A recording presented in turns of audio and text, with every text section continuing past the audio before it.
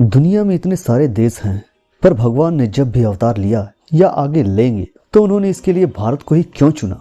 भगवान भारत में ही क्यों अवतरित होते हैं? भारतवर्ष और भारत में अथवा पौराणिक भारत और आज के भारत में क्या अंतर है?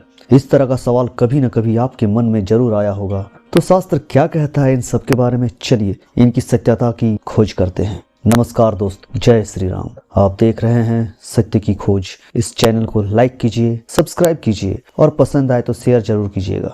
दोस्तों, आपने देखा होगा किसी भी शुभ कार्य करने से पहले हम संकल्प करते हैं, जैसे भूरलोके, जम्बूद्वीपे, भरतखंडे, भारतवर्षे, फिर अपना राज्य, जिला इत्यादि। अर्थात इस पृथ्वी पर जम्बूद्वीप के भरतखंड में भारत स्थित है। सप्तद्वीप यानी 7 द्वीपों में एक जम्बूद्वीप।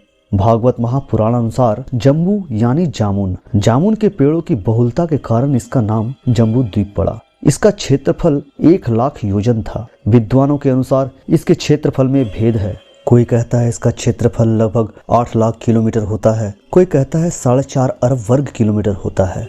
बहरहाल हम इसे एशिया के क्षेत्रफल जितना मान लेते हैं, क्योंकि इसका क्षेत्रफल भी लगभग इतना ही है। राजा भरत का शासन जहाँ तक रहा वह भारत खंड कहलाया। आप सभी जानते हैं भारत नाम कैसे पड़ा, नहीं तो आप कमेंट करके बताएं। इस पर किसी और एपिसोड में डिटेल से जानकारी देंगे, तो इस पर नहीं जाते। विष्णु पुराण में लिखा है, उत्तरम यत समुद्रस्य हिमाद्रश्चैव दक्षिणम वर्ष तद भारतम नाम भारती यत्र संततिः।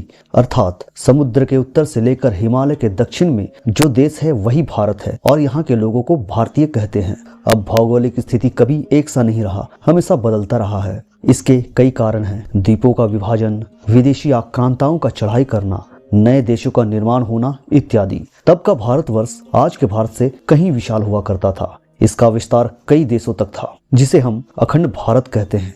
और इसी भारत में उदय होती है दुनिया की सबसे प्राचीन और उत्कृष्ट सभ्यता सनातन संस्कृति। और इसी सनातन से आविष्कार होता है ज्ञान और विज्ञान, जिससे संपूर्ण सृष्टि लाभान्वित होती है। दुनिया की सबसे पुरानी ज्ञान केंद्र थी काशी, नालंदा, तक्षशिला इत्यादि। और इससे पहले भी गुरुकुल हुआ करता था। बाकी जगहों से लोग यहाँ पढ़ने आया करते थे। बौद्धिक, सांस्कृतिक, आध्यात्मिक समृद्धि के साथ साथ इसका अर्थव्यवस्था भी इतना समृद्ध था कि इसे सोने की चिड़िया कहा जाने लगा। तो इस तरह दुनिया का केंद्र भारत हुआ करता था। और चूंकि भारत दुनिया को ज्ञान देता था, इसलिए भारत को विश्व गुरु कहा जाने लगा। अतः भारत संसार का हृदय बन गया। यही सभ्यता ने जन्म ली और यहीं से सनातन का विस्तार हुआ, जिसका प्रभाव हम आज प्रत्यक्ष देख रहे हैं। कई देशों की संस्कृति, वहाँ का कला, उनका चिन्ह हमारे सनातन संस्कृति से मिलती है। शोधकर्ता कहते हैं भारत का तमिल भाषा दुनिया की सभी भाषाओं से पुरानी है। विद्वानों का मत है सभी भाषाओं की उत्पत्ति संस्कृत भाषा से हुई है,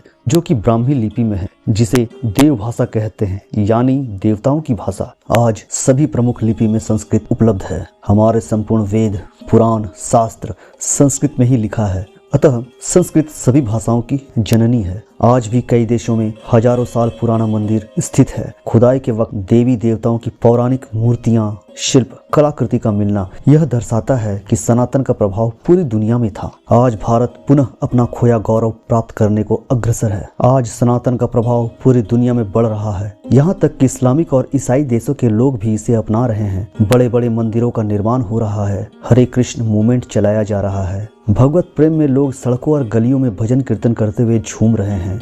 गीता में भगवान श्री कृष्ण कहते हैं, जब जब धर्म की हानि होगी और अधर्म बढ़ेगा, तब तब मैं धरती पर अवतार लेकर आता रहूंगा और धर्म की रक्षा और स्थापना करूंगा एवं अधर्म का नाश करूंगा। हमारे ग्रंथों में भारत को पवित्र भूमि कहा गया है। इसे देव भूमि भी कहते हैं। इसी देश में स्त्रियों और कन्याओं को पूजा जाता है। जननी जन्म भूमिश्च स्वर्गादपि गरीयसी। इस श्लोक को हर सनातनी आत्मसात करते हैं, इसलिए हम भारत को भारत माता कहते हैं। ऐसा पवित्र भाव संसार में और कहीं देखने को नहीं मिलता। यत्र नार्यस्तु पूज्यन्ते रमन्ते तत्र देवता। जहाँ नारी का सम्मान और पूजन होता है, वहीं सारे देवता निवास करते हैं। और यहाँ के तो कण कण में देवता रहते हैं। सनातन शास्त्र ही है जो कहता है वसुधैव कुटुम्बकम, पूरा विश्व एक परिवार है और सबकी मंगल कामना करता है। सर्वे भवन्तु सुखिनः। पवित्र पर्वत सुमेरु कैलाश, मोक्षदायिनी गंगा, निर्मल पवित्र नदियाँ, पूजनीय वट, पीपल, तुलसी, वेद मंत्रों से अलंकृत वायुमंडल, ऋषि मुनियों के तप और उनके चरण रज से पावन धरती, ज्ञान का विरल धारा जो स्वतः ही ज्ञान और मुक्ति की आकांक्षियों को अपनी ओर आकर्षित करता रहता है। ऐसा अलौकिक वातावरण जिससे प्रतिवर्ष हजारों की संख्या में विदेशी सत्य की खोज करने भारत आते हैं और उन्हें यही आत्म तृप्ति और मुक्ति मिलती है। फिर वे भी यहीं के होकर रह जाते हैं। जिस तरह सूर्यदेव अपनी धुरी में रहते हुए भी सारे जगत को प्रकाशित करते हैं, ठीक वैसे ही भगवान भी इस पावन धरती पर अवतरित होकर सारे जगत का कल्याण करते हैं। जहाँ से धर्म का उदय होता है वहीं पे होती है धर्म की पुनर्स्थापना। दोस्तों, आपको ये वीडियो कैसी लगी कमेंट करके जरूर बताएं। मिलते हैं अगली बार अगले वीडियो में किसी और विषय पर। तब तक के लिए जय श्री राम।